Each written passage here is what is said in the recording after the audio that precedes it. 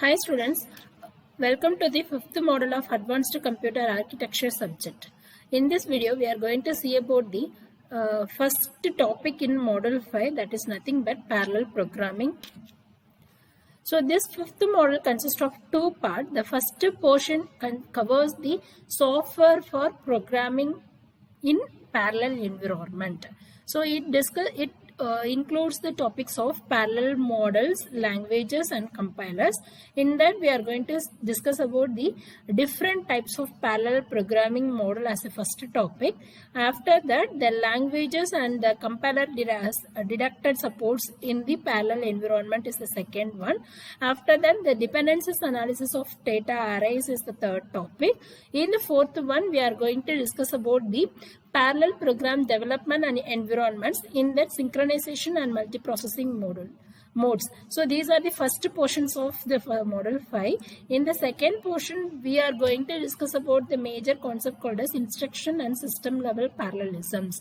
So instruction and system level parallelism includes the concept of first computer architecture and its contents, and what are their basic decision issues to be followed in instruction and system level parallelisms, and what are the problems has to be defined.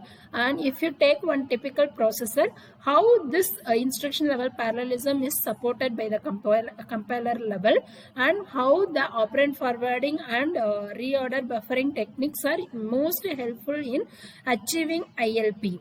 And after that, we are going to discuss about Tomasulo's algorithms. The last portion is we are going to discuss about the thread level parallelisms. So these are the points and topics which should be covered in the instruction and system level parallelisms. Okay, let us go to the first topic. Our first topic is parallel programming model. Parallel programming model is a collection of program abstractions, providing a programmer a simplified and transparent view of computer and hardware and software system. So in this programming model is a collection of program abstractions, and this model only talks about what is meant by program and what is meant by process. So it tells about the differences between the processes and programs. So according to this program model, a process is a basic computational unit. So basic unit in parallel program is called as a process. How this process will be differed means this will be differed based on the granularity of the process. Granularity is nothing but the size of the project. It tells about how we can measure the size of the project, means it can be measured in the terms of number of instructions. Okay, so the basic functional unit is called as process. Then what about program? Program is a collection of process. So parallelism mainly depends upon the concept called inter-process communication. So IPC is a very important term here. So the parallelism in parallel environment, programming environment, it depends on the concept of IPCs. So in this topic, we are going to see about the 5 different parallel programming models. So what are those means? Shared variable model, message passing model, data parallel model, object oriented model, functional and logic models. The first model is shared variable model. In all programming system, whenever we take one programming system, I have already told in the previous videos and all, processors are the active resources, memory or IO devices are considered as passive resources. The same assumption, processes following here is followed here. This shared variable model follows the 2 types of inter-process communication. What are those means? 2 basic mechanisms are followed here. What are those means? First one is IPC using shared variable. Second one is IPC using message passing. So first type, when you take first type, IPC using shared variable, it has number of processes, but all number of processes are sharing a single common memory, where the variable stored in the memory is called as the shared variable. So this is the first mechanism. Move on to the second mechanisms of IPC. It follows the message passing. So whenever the 2 processes wants to communicate, it is communicating by the basic unit of messages. So messages will be sent from or to the to or in between the processes by using a communications channel. So this is about shared variable model. So second, in this model, it follows the 4 operation modes. So how this shared variable model is implemented and in what operating modes which is working means it follows the 4 operating modes. What are those means? First one is multi-programming, second one is multi-processing, third one is multitasking, and fourth one is multi-threading. So these are the 4 important operating modes where this shared memory variables are operating. So what is the differences between these 4 means? Let us see how these 4 operating modes are different. So when you take care about the first one, when you see the multi-programming mode, it is defined as multiple independent programs running on a single processor or a multiple processor by time sharing use of the systems. Okay, multi-programming is nothing but it is having a multiple independent programs which programs may either run on a single processor or it may run on a multiple processor, but this is shared by a time sharing system resources. Then multiple processing. How this multiprocessing means? When multi-programming environment is implemented on one processor level, that is called as multiprocessing. Okay, so multiprocessing is a continuation of multiprogramming where this multiprogramming is implemented on a processor's level. Then multitasking. So this single, when more than one programs are executing, that entire program, that single program will be partitioned into a number of tasks, interrelated tasks. So those tasks should be executed concurrently on a multiple processes. So that kind of environment, that kind of operating mode is called as a multitasking. Then multi-programming, multi-threading. It allows only one process can receive OS kernel service at a time. So this is a path of execution is called as the thread, right? We know the meaning of threading.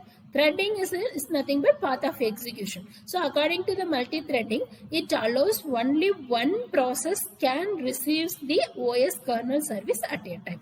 So I hope you understand the 4 different operating modes in a shared variable environment. Then the next model is message passing model. So message passing model consists of 2 types of message passing.